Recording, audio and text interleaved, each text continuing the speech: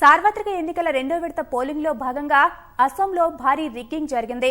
కరీంగంజ్ లోక్సభ నియోజకవర్గ పరిధిలోని ఓ ప్రాథమిక పాఠశాలలో ఏర్పాటు చేసిన 467వ బూత్లో రిగ్గింగ్ జరుగుతున్నట్లు ఈటీవీ భారత్ గుర్తించింది. ఈ మేరకు ఎన్నికల అధికారిని ప్రశ్నించగా ఒకే వ్యక్తి 14 ఓట్లు వేసినట్లు ఆయన అంగీకరించారు. ఇలాంటి వాటిని అడ్డుకునే బాధ్యత భద్రతా సిబ్బందిది తప్ప తమది కాదని ఆయన వ్యాఖ్యానించడం గమనార్హం.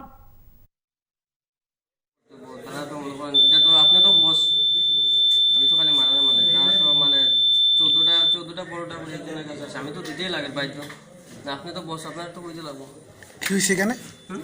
একজন এক পরিবারের বুট কি হয়েছে না না, আপনি তো দেখতে পাচ্ছেন মানে একজনে তো মানে 15-20টা করে বুট দেয়। আমরা তো চলে তো অনেকক্ষণ আগে, আপনি তো জানেন